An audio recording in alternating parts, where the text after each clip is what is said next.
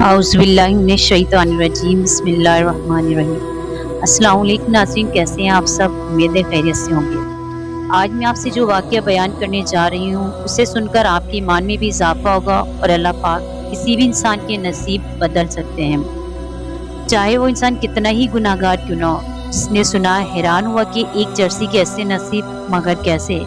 ایسا کیا عمل تھا اس کا؟ اسٹیج پر فقیر محمد کا نام پکارا گیا تو وہ آہستہ سے اٹھ کر اسٹیج کی طرف چل دیا۔ فقیر محمد شکل سے بھی فقیر ہی لگتا تھا، غربت اس کے چہرے پر گویا چسپا تھی۔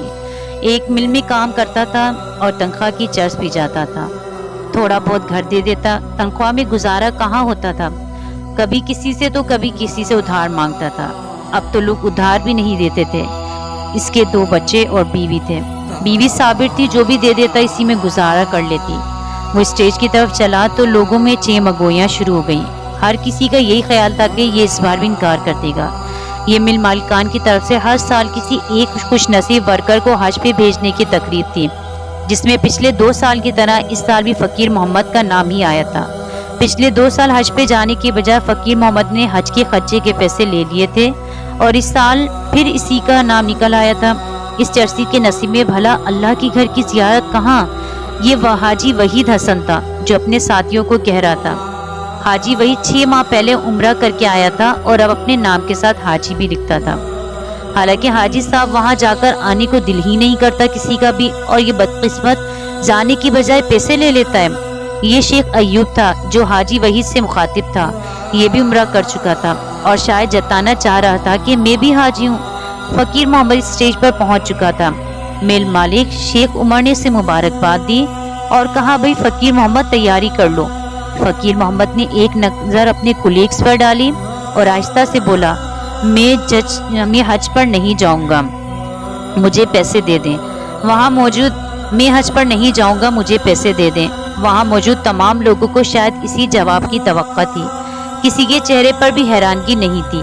شیخ عمر ذرا سا مسکرائے اور بولے اس دفعہ تو ہر صورت تمہیں حج پہ جانا ہی ہوگا فقیر محمد۔ جناب میں کیا کروں گا حج پہ جا کے، آپ مجھے پیسے دے دیں۔ فقیر محمد نے دھیمی سی آواز میں کہا نہیں فقیر محمد، اس بار تمہیں حج پہ جانا ہی ہوگا۔ شیخ عمر بھی گویا اسے بھیجنے کا تہیہ کر چکے تھے، مگر فقیر محمد کا ایک ہی جواب تھا جناب میں کیا کروں گا جا کر، میں گناہ گار آدمی، میرا کیا کام وہاں، اور ویسے بھی صاحب جی مجھے پیسوں کی ضرورت ہے۔ ٹھیک اگر تم حج پر جاؤ تو پورے سال کی تنخواہ بونس کے طور پر دوں گا۔ شیخ عمر نے آفر کی تو فقیر محمد کی آنکھوں میں چمک سی آ گئی۔ کہنے لگا ٹھیک ہے صاحب میں راضی ہوں۔ شیخ عمر بولے دیکھو 3 سال سے مسلسل صرف تمہارا ہی نام نکل رہا ہے اور جا نہیں رہے، اللہ پاک ہر صورت تمہیں بلانا چاہ رہا ہے۔ روانگی کا دن آ گیا، سال کی تنخواہ فقیر محمد لے چکا تھا۔ گھر والوں اور جو 1-2 جاننے والے تھے ان سے مل کر فقیر محمد حج پہ روانہ ہو گیا۔ حج کیا، روزہ رسول پر حاضری دی۔ حج مکمل کر کے 2 دن بعد فقیر محمد کی واپسی تھی، مگر آنے سے 1 دن پہلے ہی مکہ مکرمہ میں اس کا انتقال ہو گیا۔ اس کے گھر اطلاع دی گئی اور اس کی بیوی سے اجازت لے کر اس کو دنیا کے دوسرے بہترین قبرستان جنت المعلیٰ مکہ میں دفن کر دیا گیا۔ جس نے سنا حیران ہوا کہ ایک گناہ گار کے ایسے نصیب، مگر کیسے؟ ایسا کیا عمل تھا اس کا؟ کچھ دن بعد مل مالک شیخ عمر فقیر محمد کی بیوی کے پاس تعزیت کے لیے گئے تو اس کی بیوی سے پوچھا بہن ایسا کون سا عمل تھا اس کا کہ 3 سال مسلسل اسی کا نام نکلا گیا تو دفن بھی وہیں ہوا؟ اس کی بیوی نے کہا صاحب جی میں اور تو کچھ نہیں جانتی مگر ایک عمل اس کا جانتی ہوں، شاید اسی کے سبب یہ رتبہ ملا ہو۔ کہنے لگی ہمارے محلے میں ایک بہت ہی نیک نمازی پاکیزہ پردہ دار جوان بیوہ ہے، اس کی 3 چھوٹی بچیاں ہیں۔ جب اس کا خاوند فوت ہوا تو وہ بیچاری لوگوں کے گھروں میں کام کرنے لگی۔ وہ عزت دار پردے دار عورت تھی، ہر جگہ اسے برے لوگوں کی وجہ سے کام چھوڑنا پڑا۔ اس نے بھوک قبول کر لی۔ میرے خاوند کو پتہ چلا تو اس نے اس بیوہ عورت کو اپنی بہن بنا لیا اور اس کے گھر کا سارا خرچہ دینے لگا۔ میرے شوہر کی تنخواہ میں 2 گھروں کا گزارا مشکل تھا تو وہ ادھار لے کر جیسے بھی اس کو خرچہ ضرور دیتا تھا۔ 2 بار حج پہ نہ جانے کی وجہ بھی یہی تھی کہ پیچھے اس بیوہ عورت اس کی بچیوں کا خیال کون رکھتا۔